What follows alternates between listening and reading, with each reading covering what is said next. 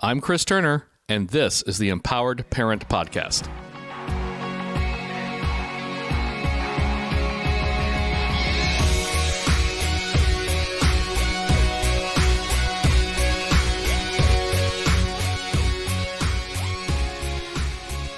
Greetings, and welcome to the Empowered Parent Podcast.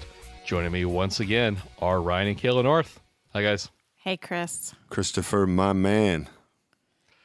Once again, looking at each other longingly over video cameras. No, it's very sad. I think the camera, they say the camera adds 8 pounds. I think the camera also adds longing looks.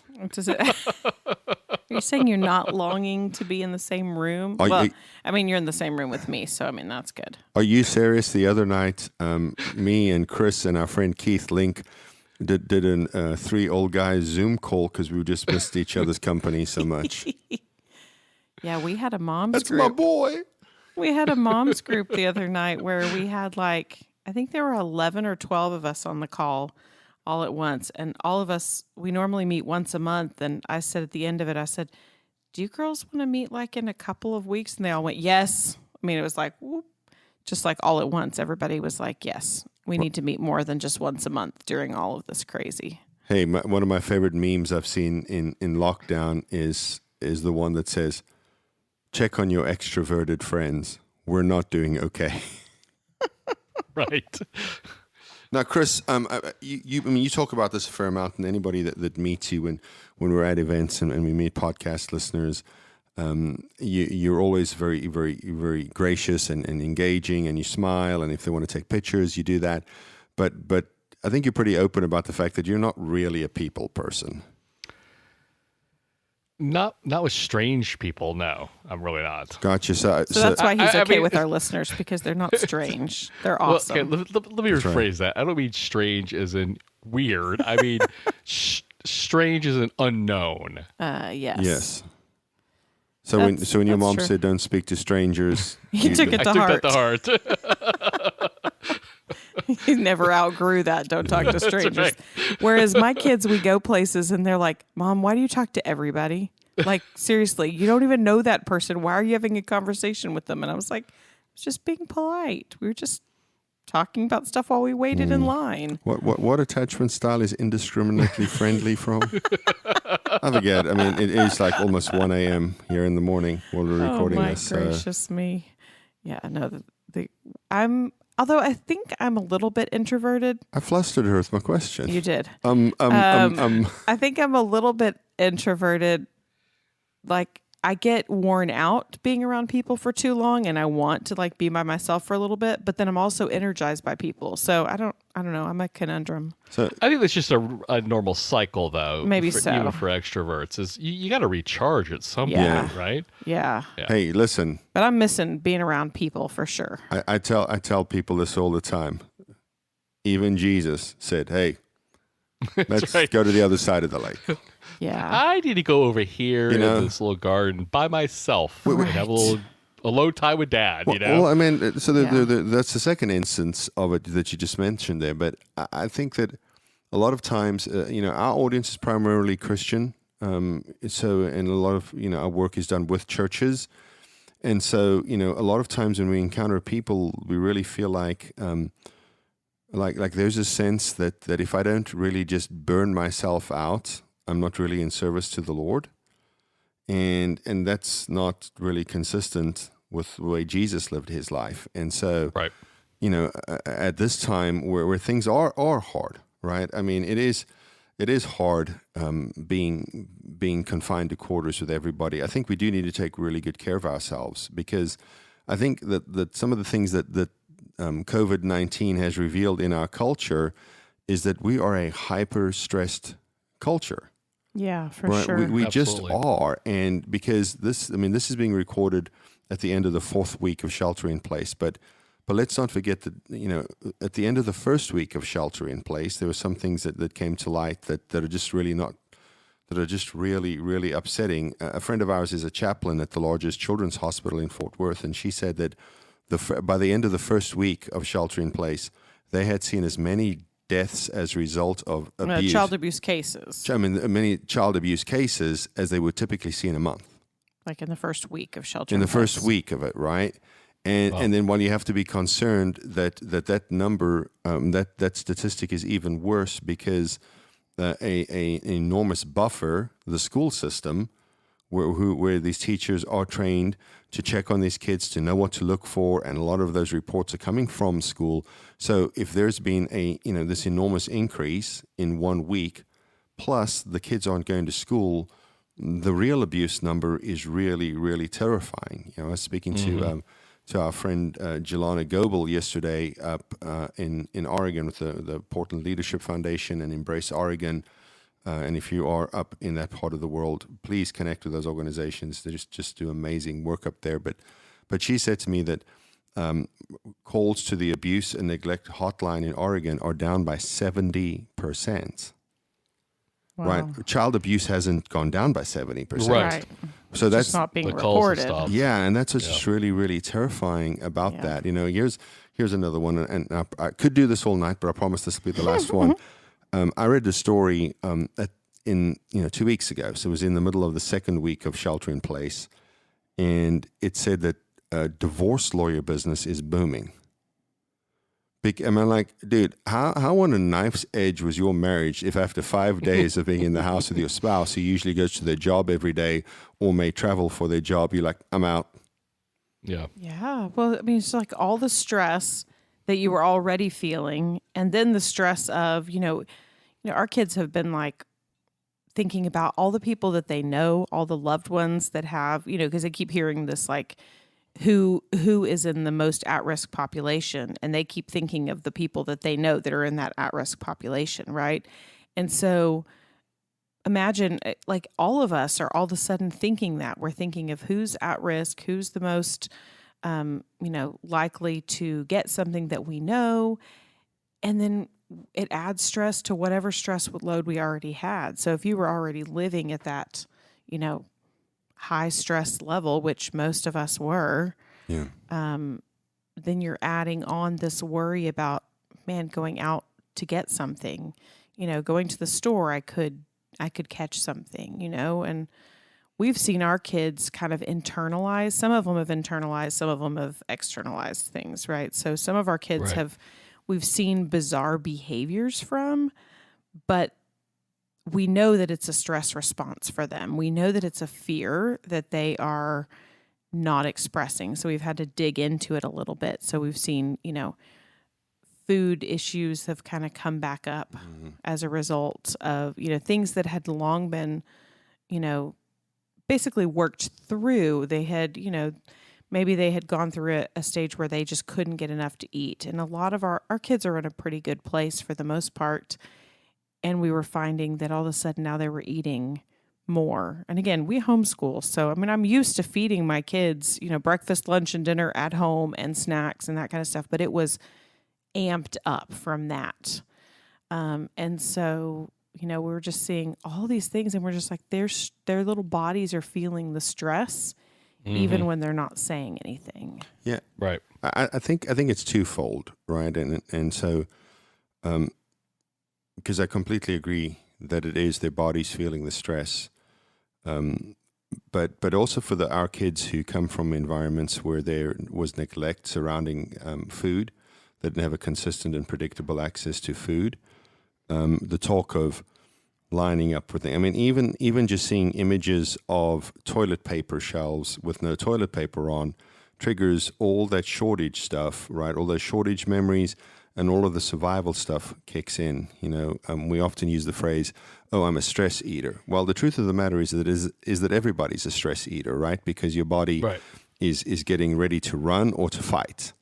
And we talk about fight, flight, and freeze. And freeze is a little bit of a different response. But the reason you eat when you're stressed is because you're getting ready to fight or to run. And so in this time of stress, people are eating more, and our kids are eating more, and we've had to be mindful of their need for that comfort, coupled with the fact that we don't know, day to day what the situation is on a whole bunch of fronts, and so we've had to manage our stress. And our daughter, one of our daughters, said to us, "Do you guys stress at all?" And I said to her, sometimes, baby, but here's kind of the motto we've adopted in our house during all of this. We choose faith over fear, but we're not going to be foolish. Right? The Bible talks about in the Old Testament how the men of Issachar, one of the tribes of Israel, were wise because they understood the times. So God endorses understanding the world you live in as a sign of wisdom. Right. And so that's why our motto has been, we choose faith over fear, but we're not going to be foolish. And so we shared that with her, and I told her, honey, part of the job of a mom and a dad is that the things that are stressful in the world there is for them to understand what's causing that stress and deal with that stress, but pass very little, if any, of that stress on to their kids. And so we have to be really mindful about that. And I'm going to put this here so it'll keep me honest. I wrote something about parenting being a leadership exercise years ago, but probably is appropriate here. And since I've been talking for the last 4 or 5 minutes, I won't tell that story. But it is the stress response. We could link to that in the show notes too. Yeah. We could link to that article because it was a good one. But let me just finish my thought though about stress. In that we are eating more because of the stress, but also the stuff's triggering our kids, which is spiking their stress, like the potential shortage of food.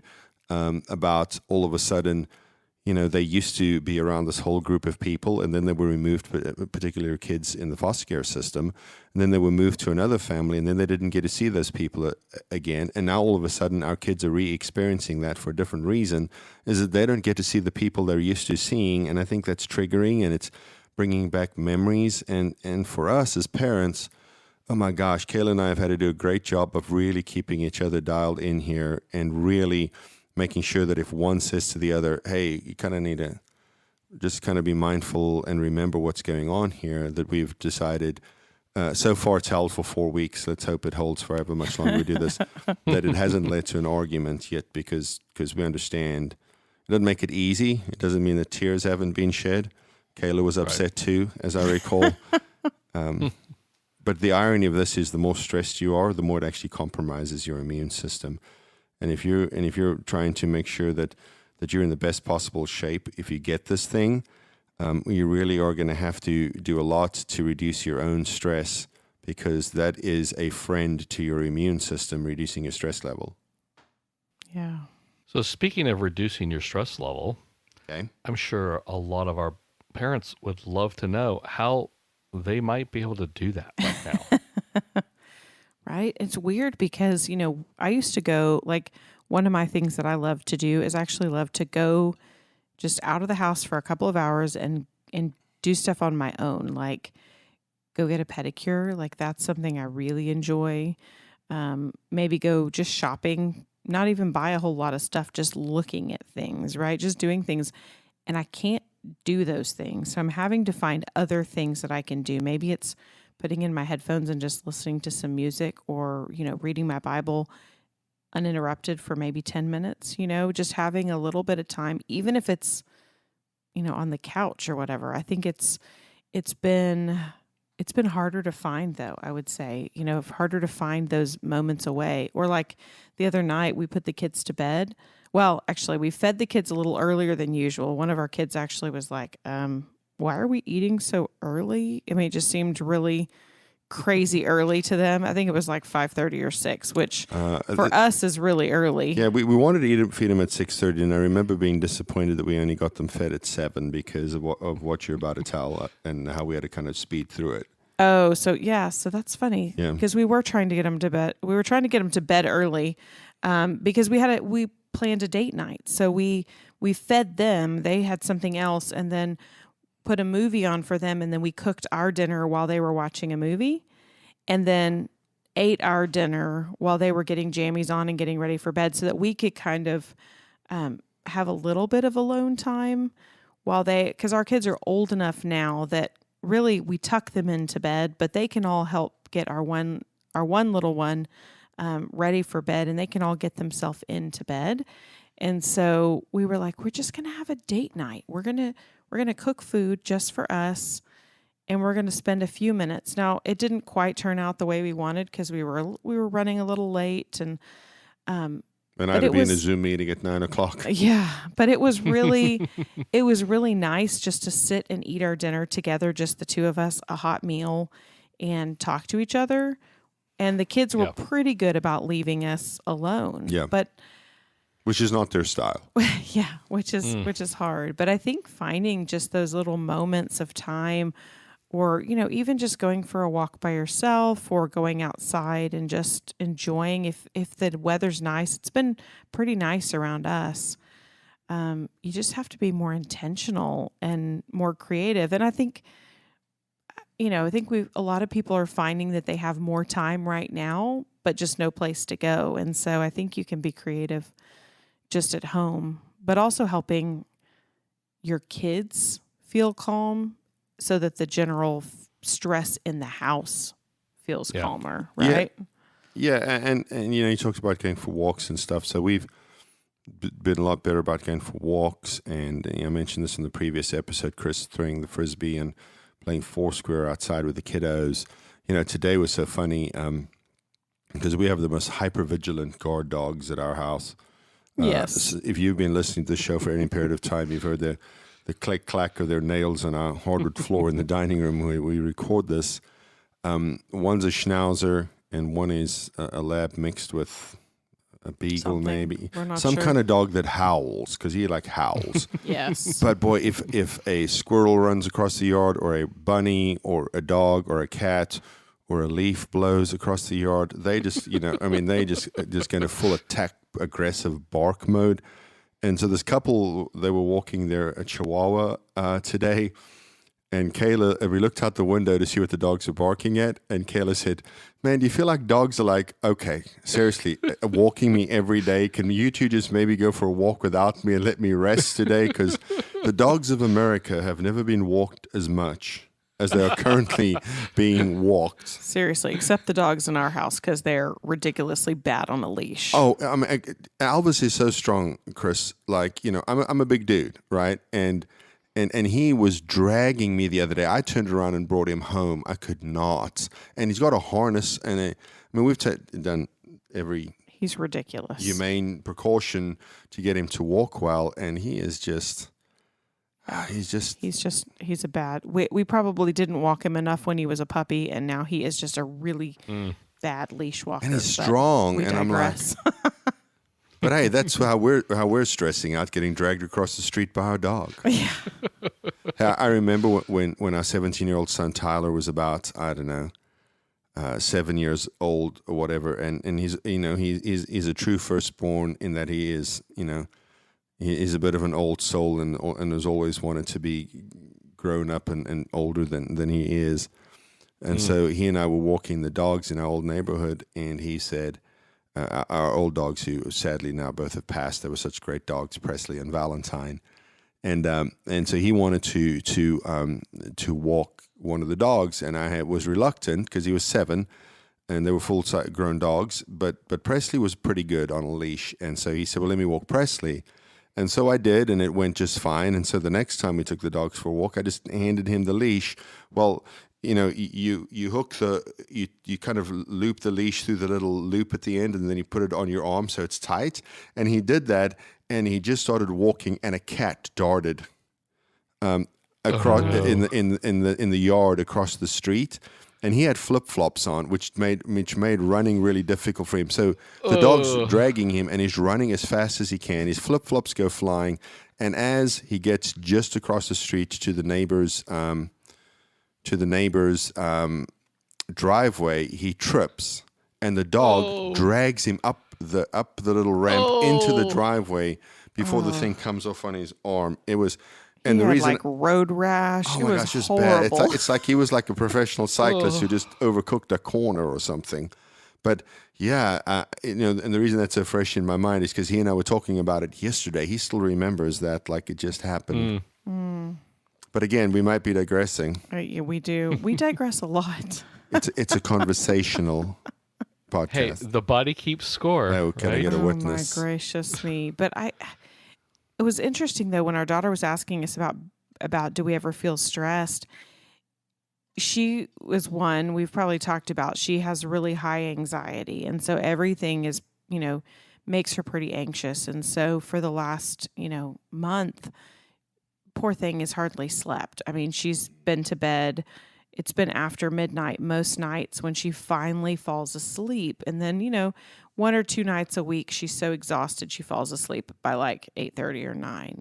She just can't sleep anymore. But that particular night she came down and she was like, do you guys are you worried? Does this stress you out? And so we talked to her about it. And then she just started sobbing because she said, I didn't want to say anything about it because you guys didn't seem stressed. So I thought it was silly that I was stressed about it, and she didn't pick up signs from us that we were stressed because we were trying so hard not to stress the kids out because we wanted them to think everything was normal. Right. Right. And what we realized was we really needed to be talking about it with them and kind of explaining some of the things to them about, just why we're taking precautions, but why we're not being, why we're not just going out to the store whenever, but also why we're not panicking, Right. When we went to the store and we found toilet paper and we were like, yay. And my son was like, should we get 2 packages? And I was like, it's a 30 count of toilet paper. I think we can get just 1 and we'll be okay. But it was like, we needed to talk about it and process it more. And I think we were almost like wanted it to seem like everything was just as it always is. But talking about it, I think actually helped her a lot, which was not a surprise to us. We just, when you get in that. As it turns out, talk therapy is effective. Right. Well, who knew? And when you get in that mode of, the first week of all of this, I felt like a hamster on a wheel. Like I felt like I couldn't figure out a hamster with one bum leg. With one not bum moving leg. Very fast I know it was not moving very fast on that wheel, but I did. I felt like I was kind of. Well, the wheel's moving fast, right? Because the wheel's moving whether you are or not. Yes. That's kind of how this feels like a lot of times. That was right? It was exactly how it was. It was like I kept making lists and kept thinking, "There's all these things that I need to do, and I need to use this time wisely, and I need to help my kids get organized, and I need, and I didn't get any of those things done. And, I was saying to somebody just today, I said, I feel like I'm finally getting to a place where things are, we're getting into a rhythm and a routine. And she goes, you do? Because I still don't. So I know some people are still trying to figure out what's going on. One of our kids that's in school, next week will be her first week of doing Zoom calls. It should be interesting to see how this works with a self-contained special needs class doing these little calls. I'm hoping it'll be fun for her to see her classmates and, her teacher, because I know she's missing them. But that's going to add a new layer to what we've been doing, And so I think, I don't know, it's just been trying to find a rhythm is not working well. And then behaviors have been escalated. Some of our kids have been just like at the drop of a hat, they are flipping their lid. They've completely lost it and they can't seem to calm. And it's taking, we were recorded, we went on another podcast and we're guests on that podcast. And we had to call them and say, we're going to need 20 more minutes before we can record because we had one that was melting down just out of the blue. And it took us a little while to kind of get her calm. We were both looking at each other like, where did this come from?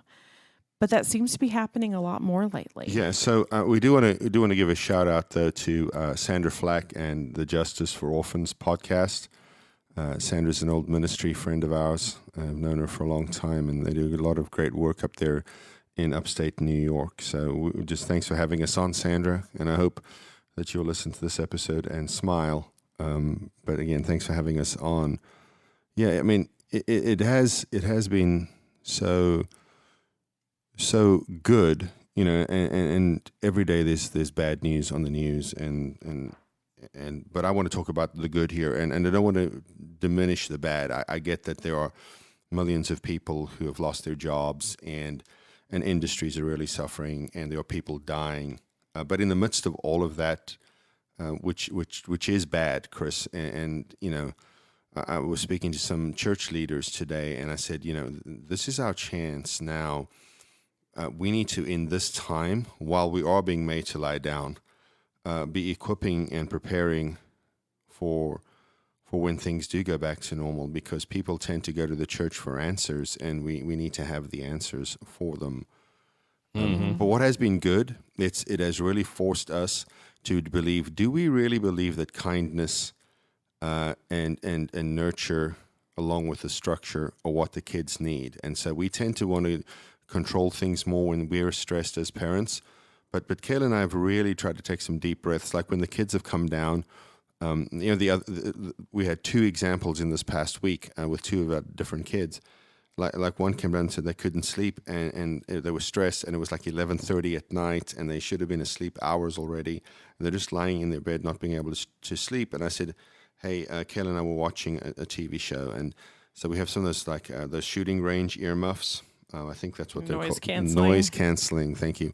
There you go. Well, these were made by Winchester, so I know they were made for the shooting range. I think that's why I always call them shooting range earmuffs. But I said, hey, go get a pair of those and sit in my lap. And she was asleep in 5 minutes. Yeah, she just needed to be close to us. It was just that fear was just overtaking her poor little body. Yeah, that felt safety we talk about all the time, right? And then last night, one of our other daughters came downstairs and she could not sleep, and we just said, Kayla said, hey, just lay down on the couch next to me, and they held hands, and that kid was asleep like almost immediately. And so for parents listening, I know it's hard, and now you're even more stressed and it's even harder for you, but you have to take the deep breaths, and you have to lean into the, like we told somebody the other day, that balance of nurture and structure. Well, we're a little out of balance at our house now because we've gone high structure, higher nurture, because the kids need it, and we're seeing the kids respond. And we'll tell you that every other night at bedtime, and part of our bedtime routine now has been, hey, are you guys struggling with anything? Are you afraid of anything? And we've been talking about it with them and praying about it. But the conversation is real in our home. We're not avoiding it. We're just able to invite our kids into the story about what's going on in the world right now at an age-appropriate level. And we feel like we're, again, every day has its challenges, but I think, gosh, it could be so much worse if we weren't, going back to the thing that Karen Purvis said that hooked me into all of this all those years ago. That, it was at a tapestry conference where it was, from like 9 to 3 in the afternoon in one room way back when. And she said, there's nothing special about what we do. We just remember the way our grandmothers treated us, and we're trying to do that. Because I know my grandmother, if I couldn't sleep at night, she didn't say, go back to bed. She'd invite me to come sit in her lap. If I couldn't sleep at night, and I'd say, well, I'm hungry. She wouldn't say, you should have eaten all your dinner. She said, well, why don't you sit at the kitchen table? I'll fry you a couple of eggs. Yeah. Yeah. Yeah, no, and that's, in all of this, it's definitely, we've had to increase that nurture so much because they're feeling stressed and they're not always telling us. And so what that looks like is it comes out as bad behavior. It comes out as, being short-tempered with their siblings, or it comes out as, getting into trouble, or one of ours is just so unfocused. And we could spend a whole episode just talking about school too, and this whole new way of schooling that we're doing. But trying to get one of mine to focus on school has been like pulling teeth. And what I realize is in those moments when I'm really listening, that this one is really struggling.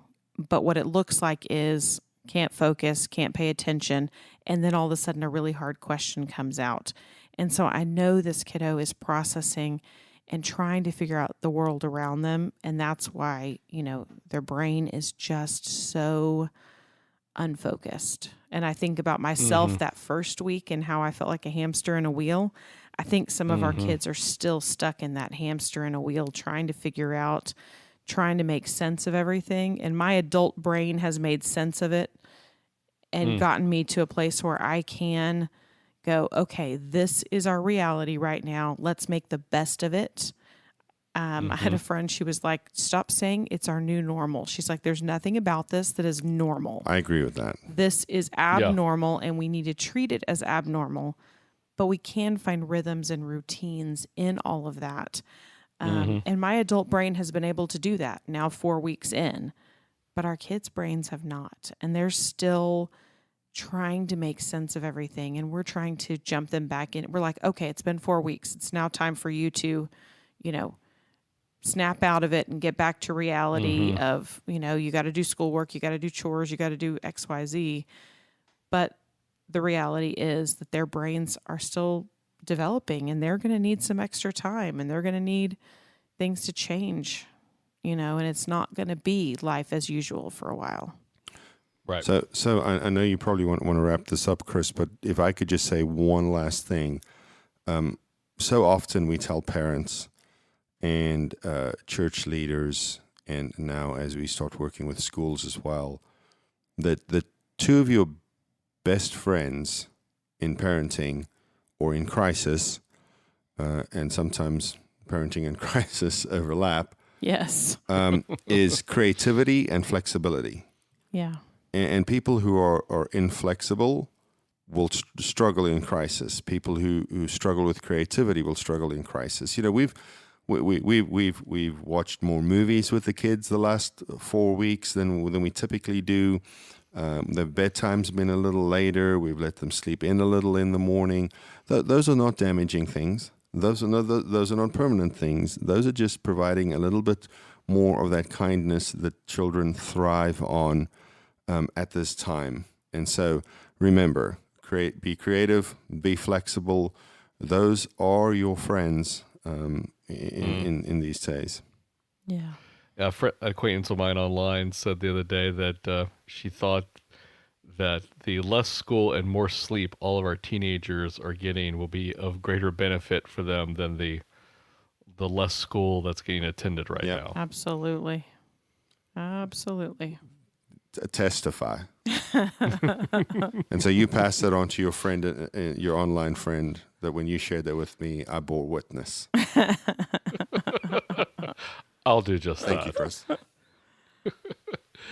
Well, if you've got any questions for us as a result of this episode, feel free to email them to us at info@onebighappyhome.com.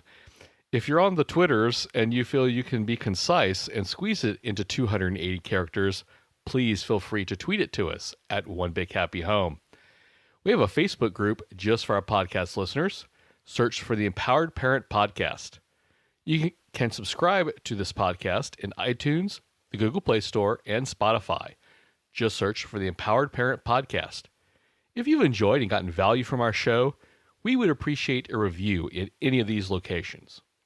The Empowered Parent Podcast is committed to helping parents of foster and adopted kids through connecting, correcting, and empowering principles. Thank you for listening.